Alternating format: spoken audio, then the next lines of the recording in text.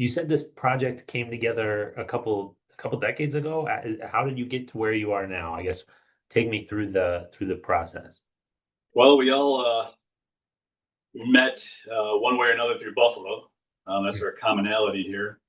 Mike and I met back in the late '80s. I was working for Santoros, and I walked up on this house in Cheektowaga, and the guitar player was playing "Pale Blue Eyes" by the Velvet Underground.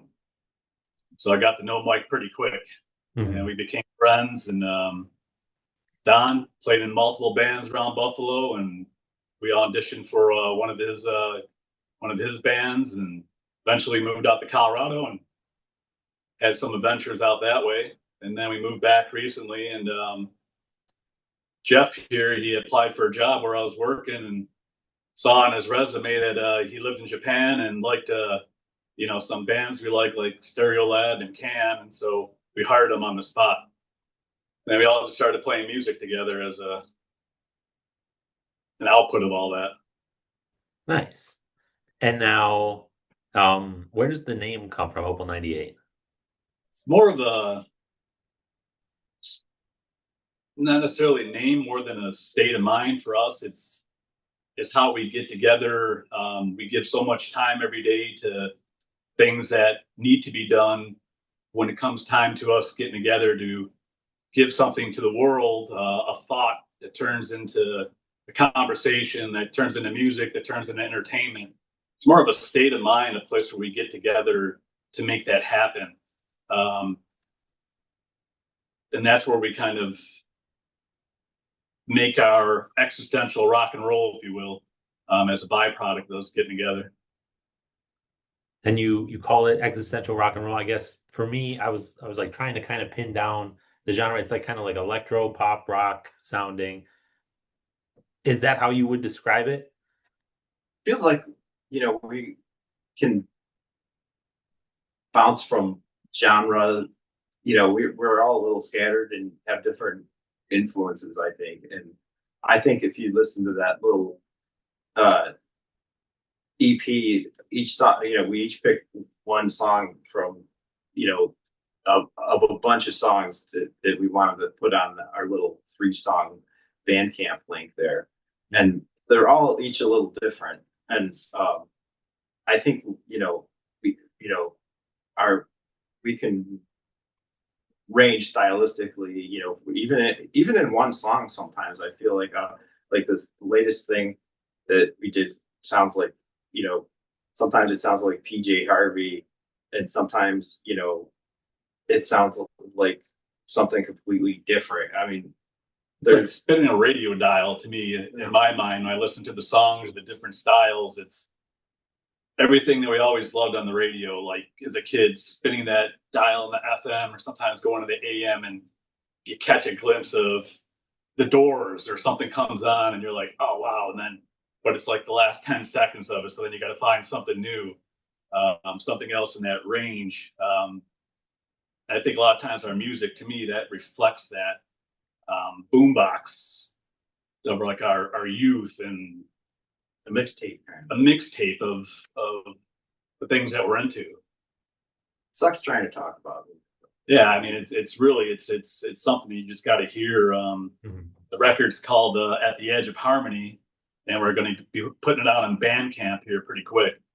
Um, what you heard was probably just a couple songs off the EP on Bandcamp, Yeah. but there's one song on there at the very end called "Pierce Arrow" that appears on our new record All right. that we're working on right now. I sent you a few other tracks too I saw those. I like them a lot. with that. Yeah, That's right. yeah. So you got to hear quite a bit of stuff if you did score a bit. Yeah.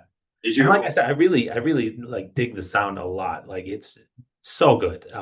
And I think on top of it, the visuals, like you said, with the lighting right now that you guys are sitting in, and just like the like commitment to good visuals on the actual record art and things like that.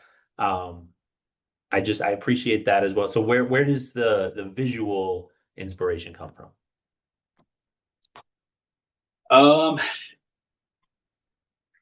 a feeling that you get.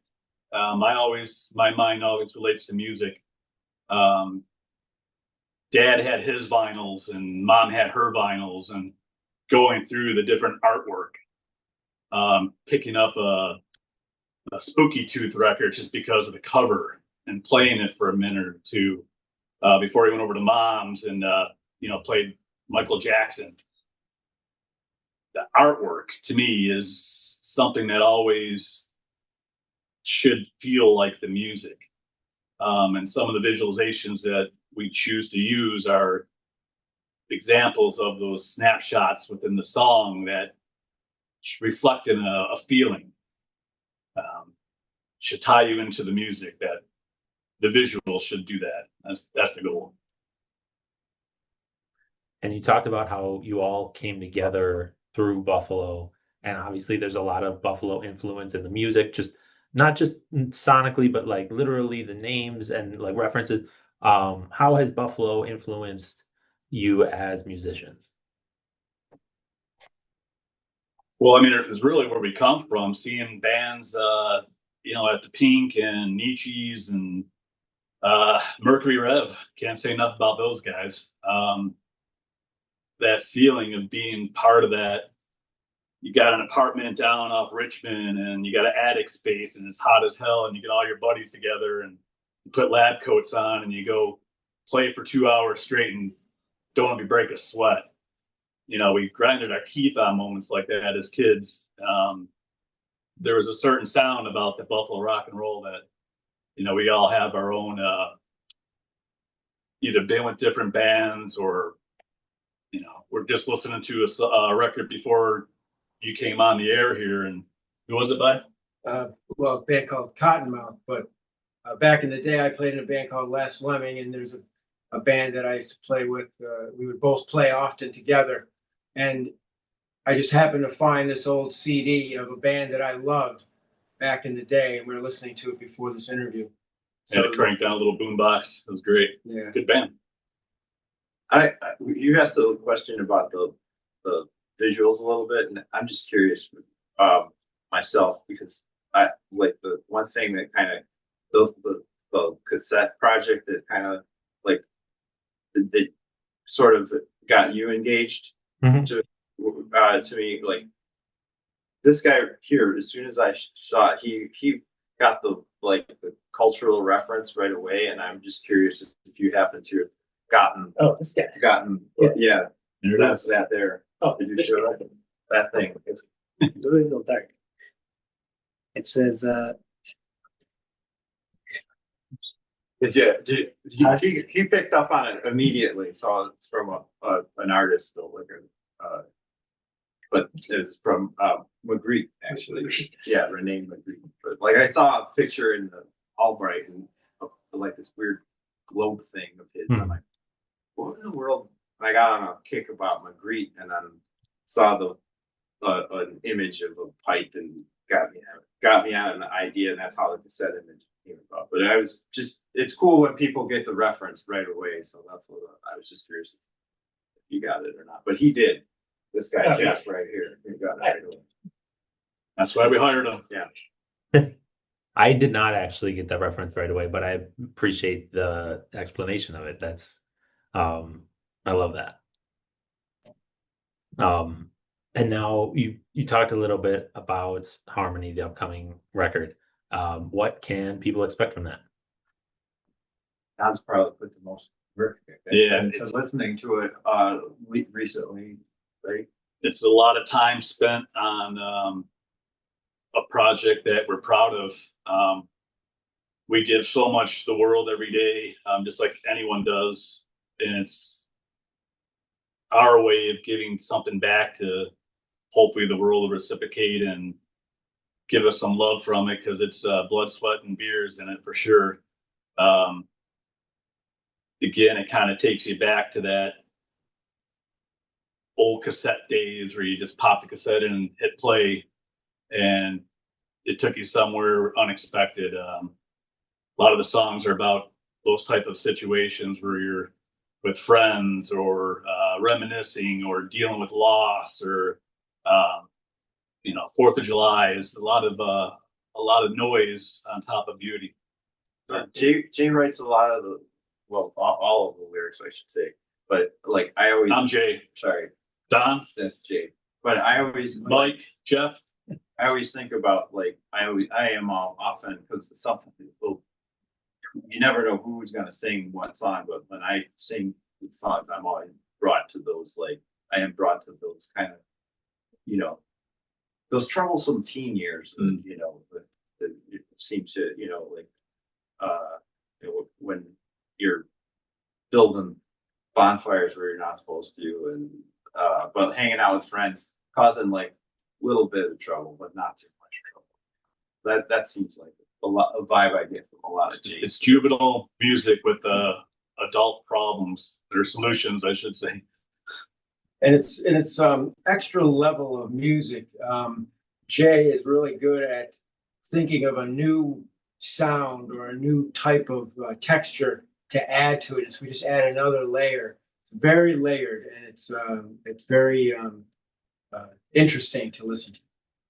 Yeah, he'll make a like Diane and I will be hanging out, playing, like the 4-chord progression or whatever, and Jay will go, "That sounds cool, but what if you drag a cinder block across the room while you're doing that?" That type of thing. And you're And like, then you had Jeff's saxophone over all the right. top of it, and like he always forces us to look at it from a different perspective, as opposed to coming at it like a standard, singer songwriter kind of way of approaching things.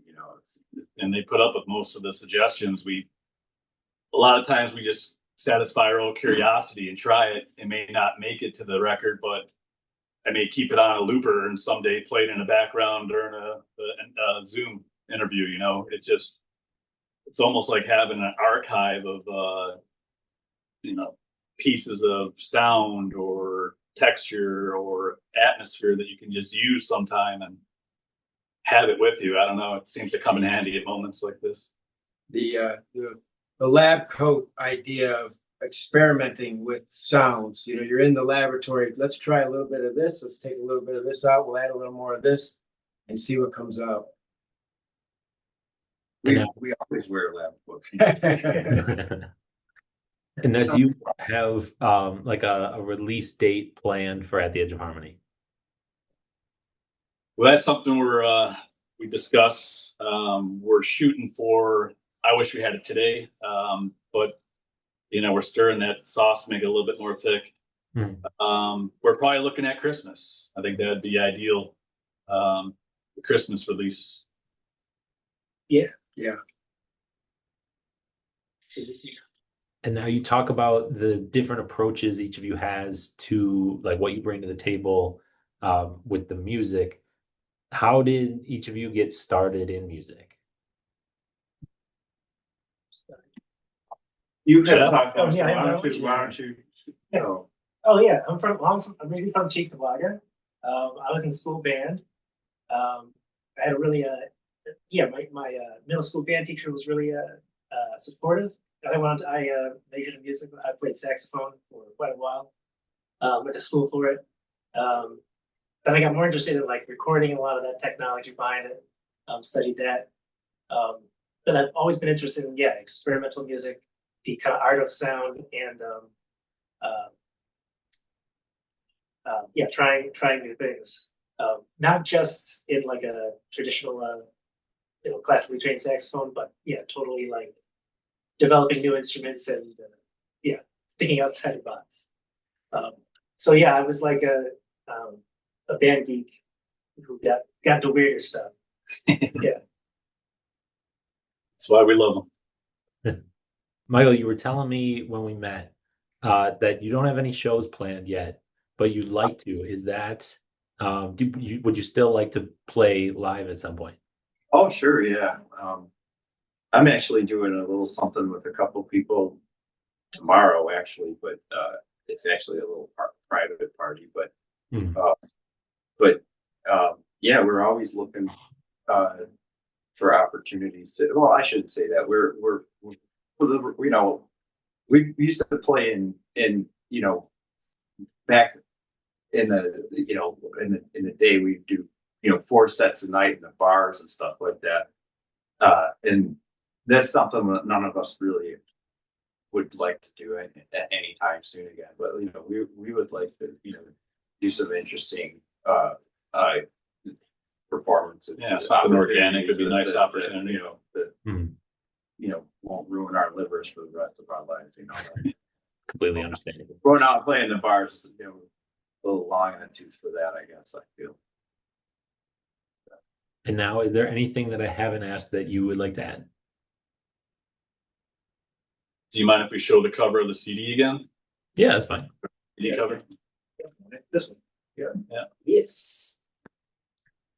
So that's what we're trying to get on Yeah, Bandcamp here before around It might be Christmas. kind of dark. Hold on, let me see if I can. There. Yes. A little bit. Oh, don't show. Oh, something just went right there. We crashed Oh, the it is standard web. covering up his, yeah. Yeah. Oh, yeah. I guess you were asking about the. One more. Oh, sorry. You can keep talking. So you were asking about a couple of things, but maybe how some of us got started or something. But I was thinking how I literally got started. Like, it was like 19, hanging out with some people. And Jay just happened to pop up, and then got into doing musical projects. Big, not big, but on different scales. Throughout my life, but always felt like it's where I feel like the part that I like about it, and it sort of kept it going all these years, is that I feel like it's kind of helps build a little bit of a community, because there's 4 of us here, but there's other people that we've known that make appearances on the records and stuff like that, and it perhaps even if they're not there on actual, if they didn't make it on to the actual recording, some of them are very much with us in spirit as well, and whether they're, people, we still have connections back in Colorado and down in like Tennessee and stuff like that. And a lot of people we'd love to still get some of these people on the record if they pop in, which one of our friends, Val, she lives in Colorado, and when she was here visiting, we got her on the record and stuff too. So I like to think of it as not only just a thing that is a project where we get to have a nice little product at the end of having some finished songs on recorded and some cool artwork, but it's also like a way that we all get to be hang with each other and stay in contact and stuff like that. And it's a community. We like to reach out to get those people that are friends in Oregon and whatnot, to get them involved with listening to this, helps bring their story to light too, because they're a bunch of, we've been around creative people our entire lives, and everyone kind of goes their separate ways, but that's what kind of Opal 98 to me is, that school we all went to of creativity together to make us lifetime friends. This is how we give back to each other. Like, I won't send you funeral flowers, but I'll send you a new song. That's just how that Buffalo skin we got. We got a bunch of Buffalo songs on the records too coming up too. One thing to mention, we're proud of the city, and we've been through it all. So, and just to point out, if you didn't listen closely to Buffalo Gold, there's some definite hockey imagery in that song, and it looks like the Sabres are doing good. Mm-hmm. Hot minute, but I'm not getting too excited. A sports theme song, I guess you could say, for as much as we can make one or wanted to. All right, well, that is all I've got for you guys. Thank you for joining me today. I appreciate it. Looking forward to the record. Cool, thanks, man. Thank you so much. Really appreciate the opportunity. Thanks so much. Yeah. Anyone who's watching, go to the website that we put on there. Subscribe to us on Bandcamp, and then you'll be notified when the new album will be released. And we will most likely have maybe some teasers out before the release of the new album, but the new album should be out by Christmas. And there's current songs on that webpage too, so or older songs. There's posted songs, I should say, that's on there too. Something to keep you appetized. But we appreciate it, sir. Yeah, thank you so much. Anytime. I appreciate you guys making the music you make. So thank you so much. Appreciate it. Thanks. Have a good day. You too.